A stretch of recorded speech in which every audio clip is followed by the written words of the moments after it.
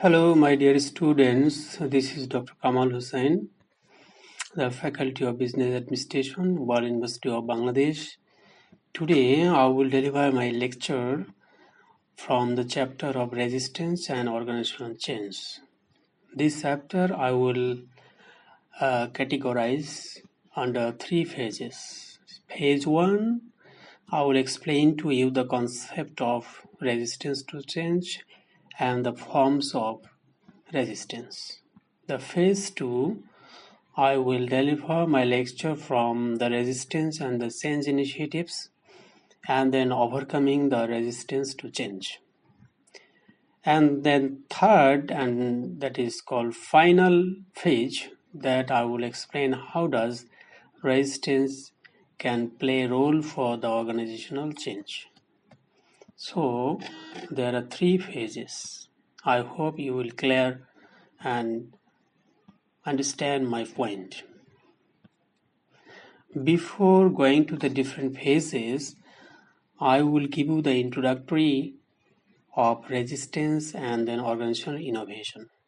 Why resistance is important and how the resistance can help to innovate the organization. First one is resistance is a natural response to innovation. Whenever organizations introduce innovation, new ideas, technologies, and purposes, employees often resist due to the uncertainty and fear of change. For executive insights, expect the resistance as a normal part of innovation, not a failure.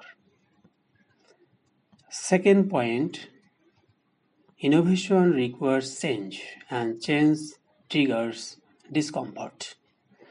Organizational innovation disrupts the existing routines, roles, and structures, which can create anxiety among the employees.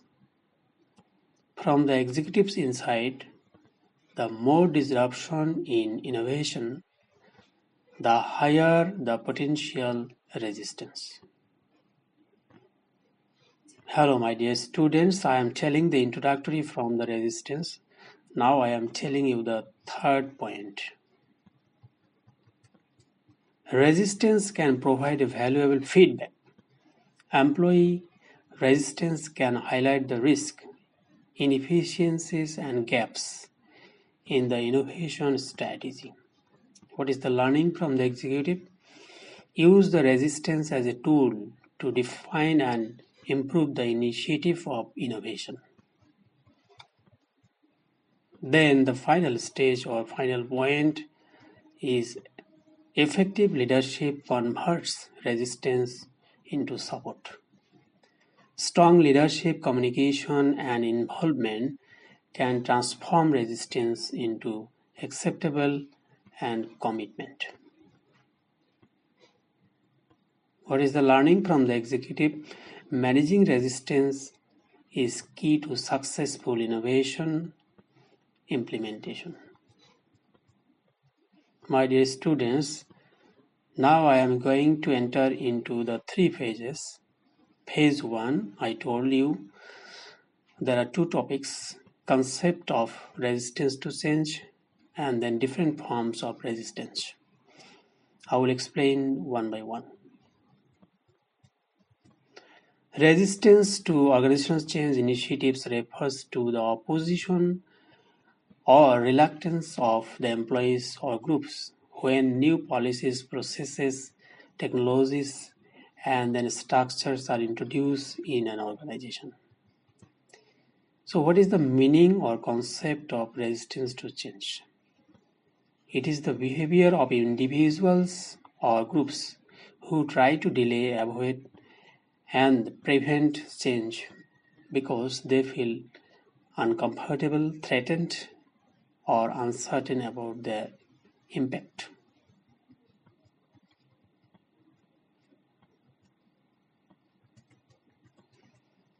Then,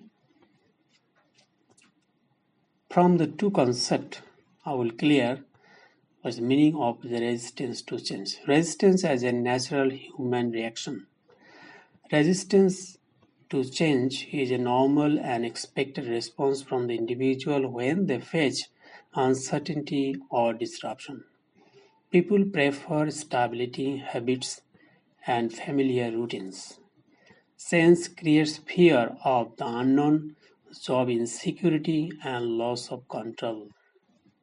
I am giving you the example, my dear students, from it.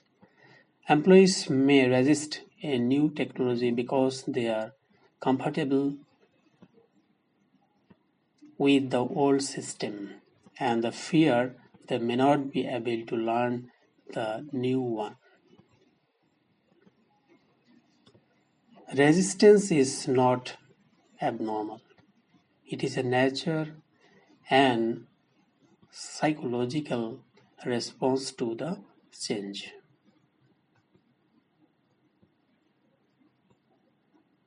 Then the second concept of the resistance, resistance as a form of feedback. Resistance can provide the valuable information about the problems in the change process. What is happening from that feedback? Employees may highlight the flaws, risks, and then gaps. It helps the management to understand the employee's concern and improve the decisions. Again, I am giving you the example. If the workers resist a new policy due to the workload concerns, it signals that the policy may be unrealistic or poorly planned. So, what is the meaning of the resistance? Resistance acts as a useful feedback and mechanism that can improve the change effectiveness. My dear students, now I am going to talk about the different forms of resistance to change. There are many forms of resistance, but basically some important forms I will explain one by one. Direct resistance. It is open and clearly expressed opposition to change. Employees may complain, protest, or refuse to follow the new rules. For example, workers openly argue against a new policy in the meetings or in different meetings. Second form of resistance, covert resistance or indirect. Hidden or subtle resistance that is not expressed openly. Includes the gossips, rumor, and then passive opposition of resistance. For example, employees agree in meetings but secretly avoiding the using a new system. Third form of resistance, the individual resistance. Resistance coming from the personal attitudes, fears, and habits. Fear of job loss, lack of confidence, or dislike of change. The example, an employee resists new software due to the fear of failure. Fourth type of resistance, group resistance. Resistance that comes from a group or a team. Often influenced by a group norms, peer pressure, and then unions pressure also, that we can say the group resistance. For example, a department collectively offers a new work schedule. That's the example of the group resistance. The fourth resistance is active resistance, strong and intentional action taken against the change. Includes the protest, strikes, and then deliberate sabotage. Examples, the employees deliberately slow down work to oppose the new management policies. The number 6 form of resistance Here we can say the passive resistance. Indirect resistance without open confrontation. It includes the delay, lack of enthusiasm, and minimum effort. For example, employees take longer than the usual to complete the task after a new system is introduced. Hello, my dear students. I am going to explain the different topic from phase 2. Under phase 2, I have decided to explain two topics. First one is resistance to organizational change initiatives, and then overcoming the resistance to change. Now I am going to talk about the causes of resistance to change initiatives. What are the causes there? One by one I will explain to you. First one is fear of the unknown. Employees may not understand what the change will bring. For example, introduction of automation creates a fear of job loss. A second initiative is the loss of job security or power. Change may reduce the authority status and the job role. For example, managers resist restructuring because it reduces their control.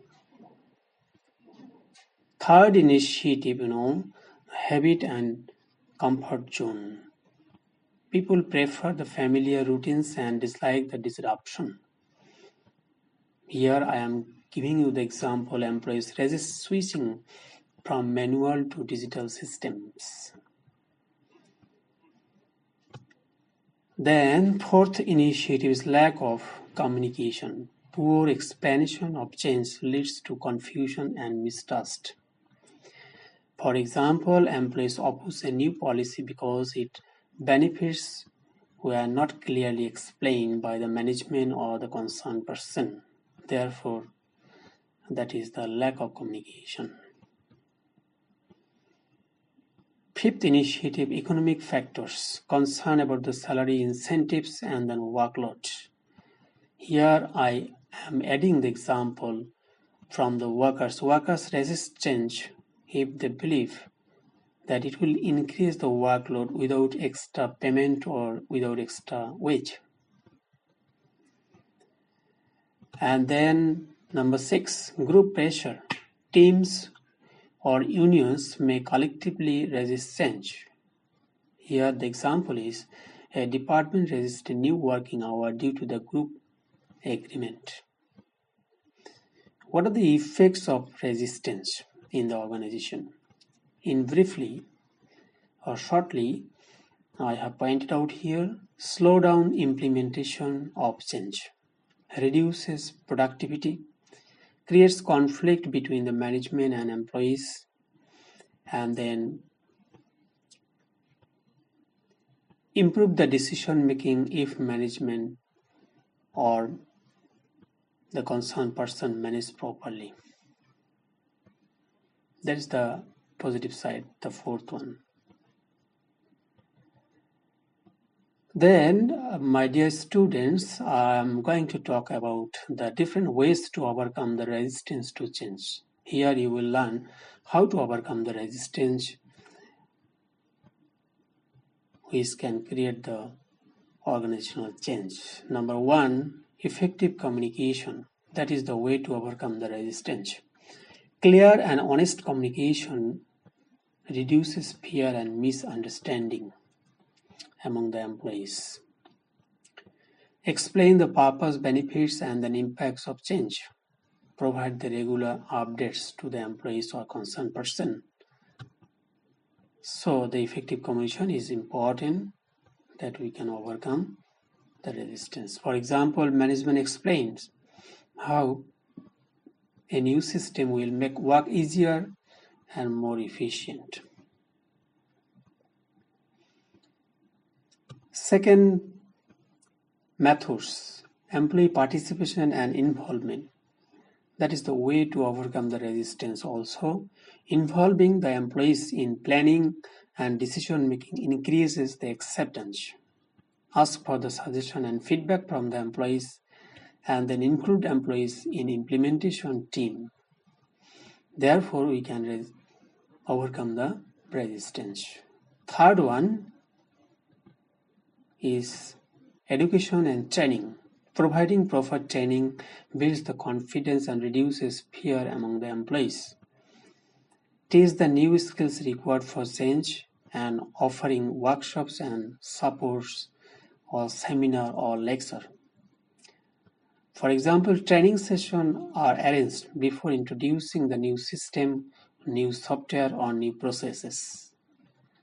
Therefore, through the formal education and training, the employees will be known with the situation why the management is concerned to impose the new system or process or software. Then they will learn to get the new skills required or response to the forthcoming change. Fourth method is support and counseling. That is also helpful to overcome the resistance. Help the employees cope with that stress and then uncertainty. Provide the emotional support and guidelines or guidance. Address the individual concern if required. Here I am giving the example. Managers personally discuss the worries with the employees about the role changes. Fifth option to overcome the resistance to change is negotiation and incentives. So the effective reward system and benefits are helpful to overcome the resistance that will encourage the acceptance of employees. Provide bonuses, promotions, and improved conditions or working conditions that is conducive for the employees to accept the change. Therefore, we can reduce the resistance to change. Here I am adding the example. Employees are given incentives for adopting the new performance system. Number 6 point is building trust and leadership support. That is the way, another way to overcome the resistance to change. Strong leadership and trust reduces the resistance. Leaders should act transparently and fairly. Leader can build the confidence in management decision. Therefore, the employees will be happy and satisfied to work with the management that can helpful for the overcoming resistance to change. My dear students, here the example is employees accept change more easily when they trust their leaders. If leaders is trustworthy, then definitely the employee will take the positive change to the organization. The last point to overcome the resistance is gradual implementation. Introduce change step by step instead of suddenly. Okay, what is happening here allows time to adjust, reduces shocks and confusion. For example, a company implements the new technology in phases rather than all at once. So that is the consecutive steps that the management can take the initiative for implementing the new system, new process, or new software. Therefore, the employees will not be afraid with losing their job and then other issues. Hello, my dear students. Now I am going to deliver the phase 3. This is the last page from the chapter. Here I will explain the different roles of resistance with the practical examples.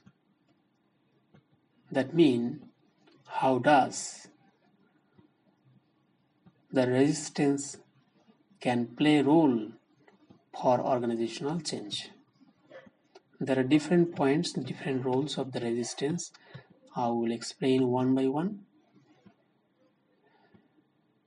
Okay, resistance to organizational change is not always harmful. It can positively shape and involve change efforts. There are many points or many roles that resistance can change the organization. I am going to explain one by one. First one is diagnostic role. That means identifying problems first. Resistance helps to uncover the weaknesses in the change plan. For example, a company introduces new software and then employees resistance or resist because it is too complex. This reveals that training was insufficient or the system is not user-friendly. The role of that act as an early warning system. The second point is communication role. That means encouraging dialogue. Resistance encourages employees to voice concern and ask questions. For example, workers oppose a shift change policy and raise the concern about the work-life balance. Management then holds the meeting to clarify benefits and adjust the schedules. The role of it improves the communication between the management and employees. Third role is participation role, increasing the involvement. Resistance pushes management to involve the employees in decision making.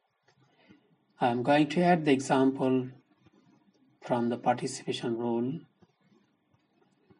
Employees resist to restructuring plan. Management then includes team leaders in planning, leading to the better acceptance. What is the role of the resistance here? Enhances the employee engagement and ownership. The fourth role is improvement, refining the change plan. Suggestion from the resistant employees can improve the change process. For example, staff resist a new performance evaluation system suggesting fairer criteria that must be transparent to evaluate the employee's performance system. The company revises the system to make it more transparent. Therefore, the employees will trust it and then they will accept it positively. What's the role behind of it? Strengthen and improves the quality of change. The fifth role is stability role, preventing the hasty change. Resistance slows down rush decision and ensures the careful evaluation. Here the example is employees resist outsourcing jobs. Management re-evaluates and realizes it could harm the long-term productivity. What's the role behind of it? The stability maintains the organization balance and avoid the risky decisions. My dear students, we have already finished our talking from the chapter of resistance and the organizational change. From this chapter, I have already explained the introductory of resistance and organizational innovation on the different points. Then I have clarified you the concept of resistance to change. After that, I have explained the different forms of resistance with examples. Then I have explained to you the resistance to organizational change initiatives. After that, I have explained different methods or ways or techniques to overcome the resistance to change. And then finally, I have explained how does resistance play a role for organizational change. This is all about from the chapter. I hope you understood already. And the chapter is important, how to face the resistance and how the resistance can impact on the organizational change.